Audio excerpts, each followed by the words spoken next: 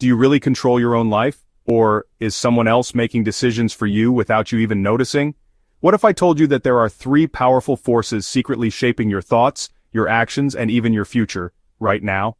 And what if those forces are not random, but designed to keep you obedient, distracted, and chasing the wrong goals?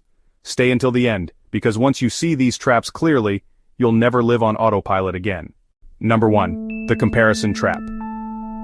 Social comparison, the invisible force that keeps millions of people feeling behind every single day. Picture this: you wake up, grab your phone before you even get out of bed, and scroll. Within 60 seconds, you see someone on vacation, someone with a promotion, someone in perfect shape. You haven't even brushed your teeth, and you already feel like you're losing. This is not random. Social media platforms are designed to trigger your comparison reflex. They know that when you feel behind, you scroll longer, engage more, and chase harder. Here's the dark truth. Your self-worth is being hijacked by an algorithm, and the more you scroll, the more it wins. Comparison doesn't just hurt your feelings, it shapes your choices. You buy things you don't need just to keep up. You accept jobs you don't love because they look good. You rush into relationships, big purchases, even life milestones just to feel like you're catching up. But the finish line always moves. There is always someone ahead of you, richer, fitter, happier. And that's the trap. You are stuck in a race that never ends. Think about how many people go into debt for a car they can't afford just to look successful. Or how many couples rush into marriage because everyone else is doing it. It's not always their choice.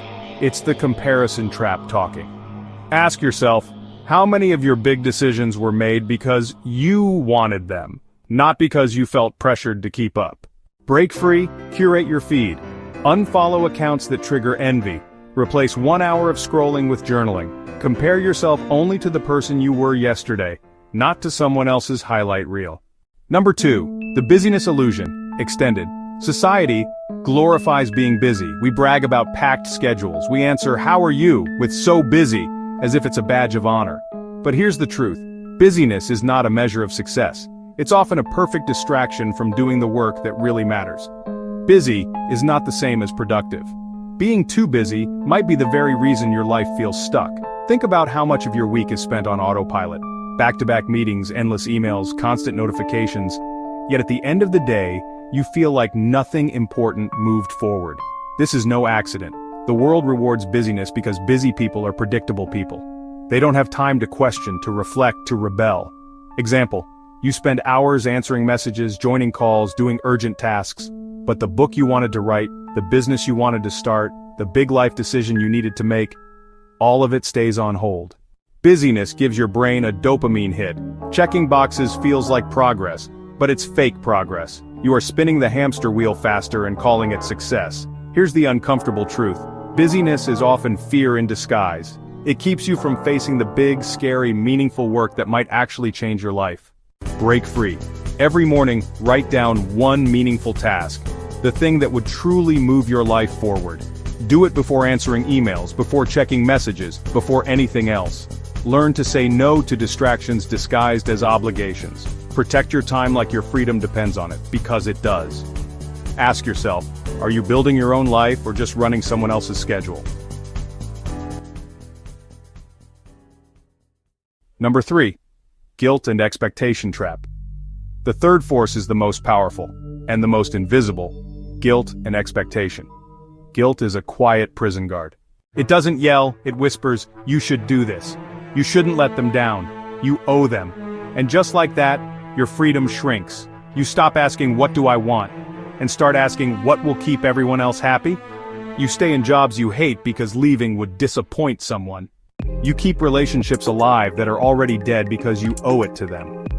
You keep saying yes, even when it's destroying you. Guilt doesn't just control your actions, it rewires your identity. Over time, you stop trusting your own desires. You feel selfish when you prioritize yourself. You start living a life that looks good to everyone else, but feels empty to you. Example, maybe you wanted to move to another city, but your family said it would be wrong to leave.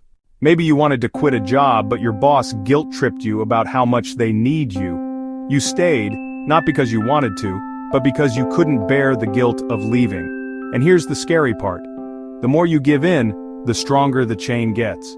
Psychologists call this compliance conditioning. Every time you obey out of guilt, you teach your brain that saying no is unsafe.